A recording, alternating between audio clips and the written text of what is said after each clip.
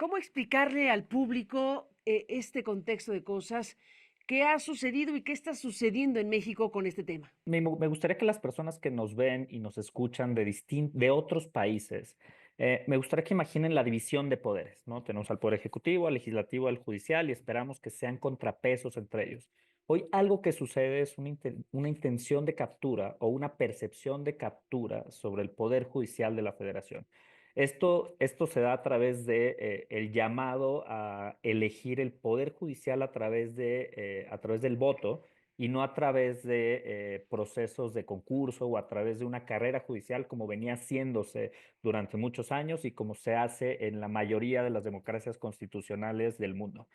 Otra cosa que sucede, que está sucediendo es el despido masivo de alrededor de 1.700 personas juzgadoras. Entre esas, imaginen, jueces de distrito como de primera instancia, de segunda instancia las magistraturas y finalmente la Suprema Corte de Justicia también, la máxima instancia en materia judicial. Prácticamente toda la estructura judicial cambiará y toda se elegirá por voto. Todas estas personas se someterán a la elección, la mitad en el 2025, el próximo 1 de junio, y la otra mitad hasta 2027. Eh, la reforma se justifica desde el Ejecutivo Federal con una intención de combatir la corrupción al interior del Poder Judicial, señalada en distintos análisis, señalada históricamente preocupados porque la corrupción pudiera estar presente en distintas partes del Poder Judicial. Ahora, lo que hacen es que la salida para combatir esa corrupción la plantean a través del voto, que no tiene una relación necesariamente lógica para combatirla. Es decir, se asume un supuesto en donde la corrupción se combate a través de las vías electorales y no necesariamente a través de otros mecanismos de investigación, persecución o sanción de prácticas corruptas al interior de un poder. En este caso, el Poder Judicial, pero como existen también al interior del Poder Legislativo o de cualquier posición del Ejecutivo. Esta narrativa ha permeado en el país y es la que justifica desde los principales promotores de la reforma, la que justificó este llamado a la elección. Una vez que pasa la reforma se propone desde el 5 de febrero del año pasado con el presidente saliente, el expresidente Andrés Manuel López Obrador, y se aprueba finalmente el 15 de septiembre. Las elecciones presidenciales sucedieron el primer domingo de junio del año pasado, en donde el oficialismo, Morena, el partido oficial, junto con dos partidos aliados, el Partido del Trabajo y el Partido Verde, ganan una mayoría importante en el Congreso, la mayoría calificada en la Cámara Baja y no la mayoría calificada en la Cámara Alta. Eso dejaba digamos, una oportunidad de esperanza de poder combatir esta reforma, cosa que se hizo con una de las movilizaciones más importantes del país que se hayan visto en la historia de todo el Poder Judicial, nunca se habían salido a movilizar una estructura tan grande, un poder completo en un país para contrarrestar una reforma y a pesar de una movilización enorme en todas las ciudades del país, en septiembre del año pasado coinciden dos cosas. La salida del expresidente López Obrador, que todavía tuvo un mes de gobierno con el nuevo Congreso. Y en ese nuevo Congreso es que presionan lo suficiente para poder para poder pasar esta reforma.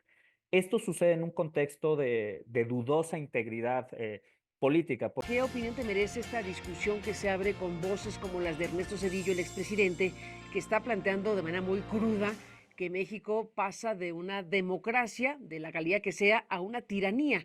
¿Es justa? ¿Qué piensas? Primero te comparto, Carmen, en torno al argumento que presenta el expresidente Cedillo. Creo que vale la pena analizar el argumento y no atacar al mensajero. Me importa poner esta idea sobre la mesa porque la respuesta del Ejecutivo ante los dichos de un expresidente que conoce cómo está constituido y construido nuestro sistema político, atacan a través de distintas funciones o acciones que estuvieron en su gobierno hace pues prácticamente más de casi 30 años, Carmen. Entonces, eso me parece muy importante, concentrarnos en el argumento. ¿Cuáles son los argumentos que Cedillo plantea para decir que pasamos de una democracia a una tiranía? Yo creo que el primero es muy importante reflexionarlo y es la división de poderes. Normalmente en una democracia constitucional esperamos que haya una división y contrapesos entre los poderes. Es decir, que las funciones del legislativo, las funciones del ejecutivo y de un poder judicial estén separadas. para que un poder no pueda influir de manera desbordada o de manera predominante sobre otro poder. Eh, y así puedan existir distintos contrapesos en donde el poder judicial funcione para poder contener las decisiones de las mayorías, para poder evitar que el poder se utilice para abusar sobre los grupos minoritarios. Y en esta construcción, lo que estamos viendo, al menos en el argumento de Cedillo, estamos viendo que los poderes se están concentrando en un solo grupo político. Es decir, se concentran las decisiones del legislativo, del ejecutivo y del judicial en un solo grupo político que concentra la mayor parte del poder. Y eso hace que las decisiones empiecen a ser arbitrarias.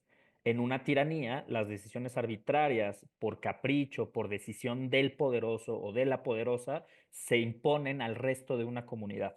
En ese escenario, lo que vemos es una concentración del poder en el país y podríamos decir que estamos en una autocracia todavía electoral en donde puede haber transición en el poder. Yo creo que se siguen concentrando funciones, se sigue concentrando poder en pocas manos, y lo que vemos es una consecuencia negativa para los derechos de las minorías, para la población, para las decisiones, para contestar o disputar las decisiones de política pública en el país. Entonces, cuando se plantea un escenario alternativo, pongo el ejemplo de la reforma judicial, cuando se plantea un escenario alternativo para mejorar el poder judicial, las alternativas simplemente no prosperan y se concentran en una sola visión, en una visión única. Lo que sucede también en una tiranía es que una visión única de Estado y de país prima sobre las demás.